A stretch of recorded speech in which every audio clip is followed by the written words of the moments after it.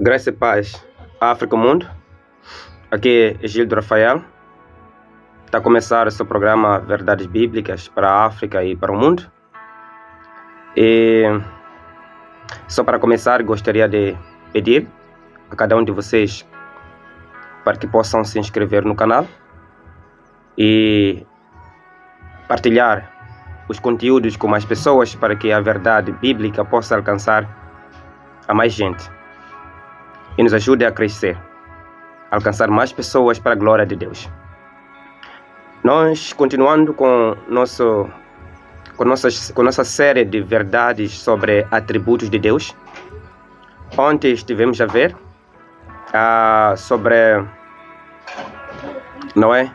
aquilo que nós chamamos da ira de Deus contra o pecado, e hoje iremos falar da justiça de Deus.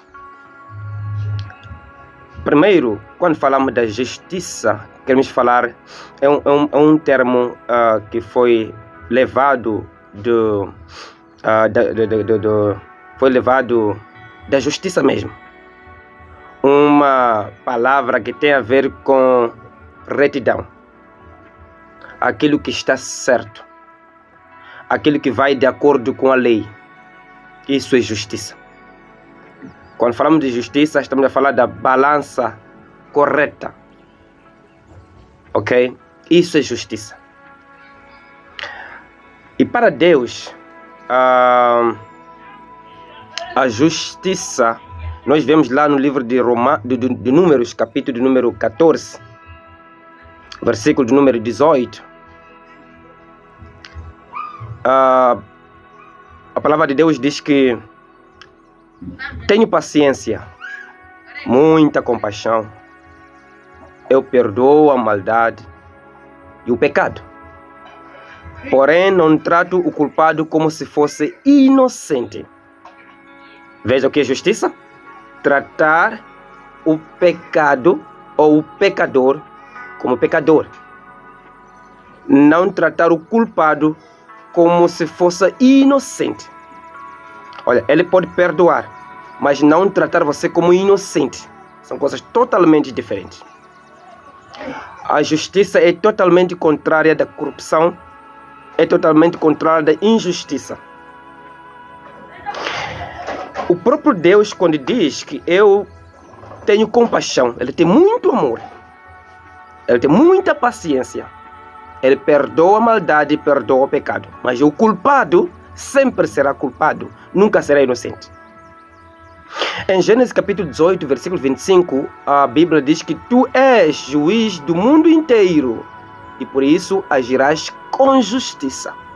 Significa, agirá conforme aquilo que está plasmado com o próprio Deus, de acordo com a retidão.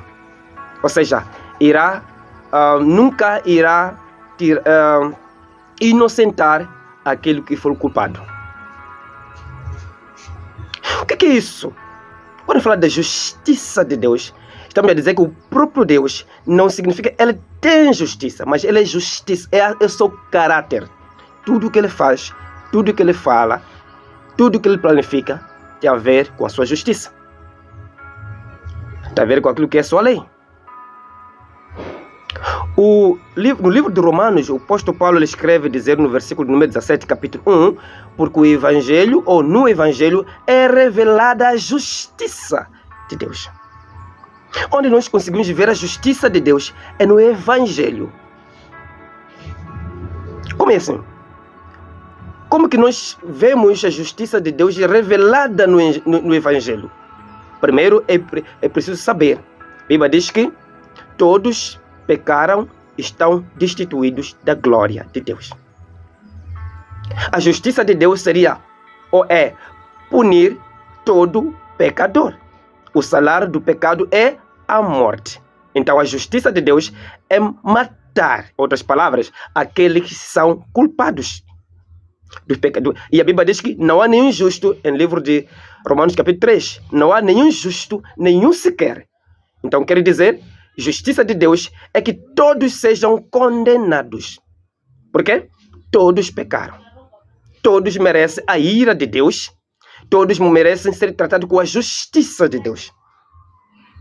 E Deus pode abrir a boca da terra e engolir todos nós hoje. Ele continua a ser justo, porque nós merecemos essa justiça. A única coisa que nós merecemos é a condenação de Deus. É a única coisa que o ser humano merece. Por quê? Porque o ser humano nasce no pecado, vive no pecado, ele luta contra Deus e é por natureza filho da ira, pecador, longe de Deus.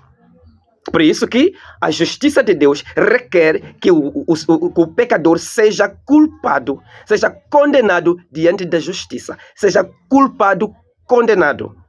E a condenação máxima para Deus é a morte.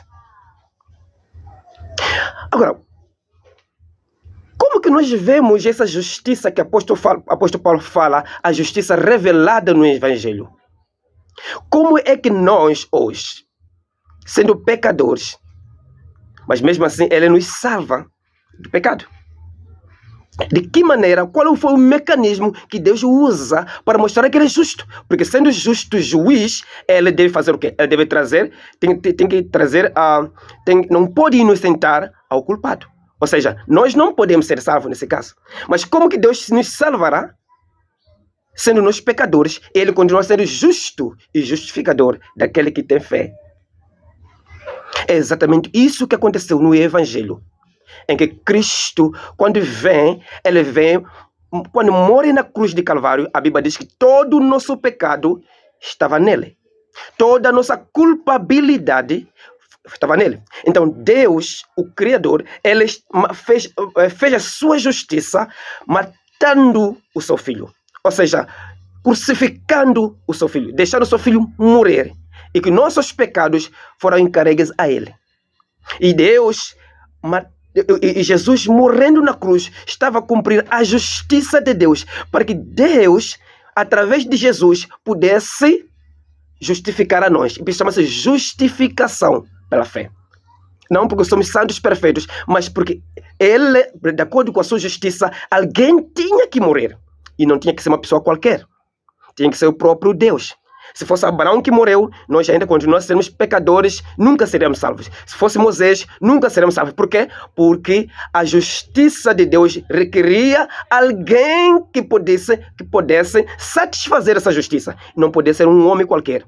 Todos os homens pecaram. Um pecador não podia satisfazer a justiça de Deus. É por isso que Jesus vindo aqui na terra, ele satisfez por completo na cruz, porque a Bíblia diz que ele foi tentado em tudo e nunca pecou. Foi o único perfeito que cumpriu toda a lei e cumpriu toda a ira, toda a justiça que requeria ao culpado. E ele foi declarado culpado lá na cruz por causa dos nossos pecados. E nós hoje somos salvos por causa dele.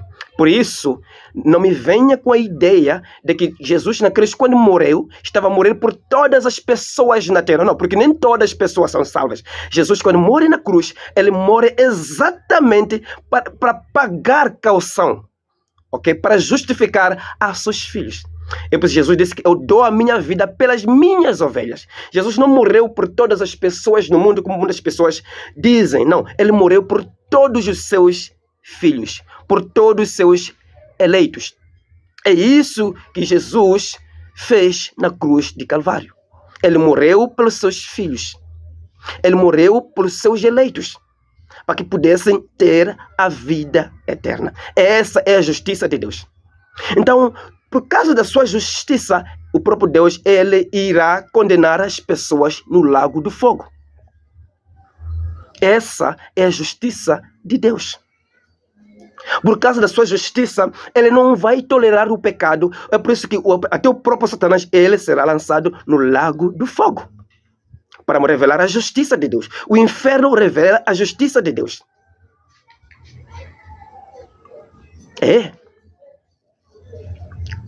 O lago do fogo revela a justiça de Deus. Deus é justo. E por isso o salário do pecado é a morte mesmo. Se nós não nos arrependermos, nós veremos a justiça de Deus sendo feita lá no inferno. E Jesus teve que mostrar a justiça de Deus, ele próprio, se entregando como sacrifício para seus filhos, para seus eleitos de Deus. É por isso que o sacrifício de Jesus foi perfeito. E por sendo perfeito, alcançou o objetivo, nos deu a justificação. Por isso que Deus, ele é justo. E até hoje ele continua justo. Por isso que aqueles que não se arrependeram dos seus pecados, aqueles que continuaram a viver no pecado, a justiça de Deus vai ser manifesta lá no inferno. Tudo que Deus faz é justo. Essa é a palavra de Deus. Essa é a justiça de Deus. E essa justiça foi revelada em Jesus Cristo. E nós hoje somos salvos por causa dessa própria justiça de Deus. Deus é o único rei dos reis que não aceita corrupção. É por isso, se você não se arrepender, não adianta dizer que é família de crente. Não adianta que você foi... Mas se você não fez conforme o que ele quer, se não se arrependeu, não foi regenerado por Cristo, você não tem como alcançar a misericórdia.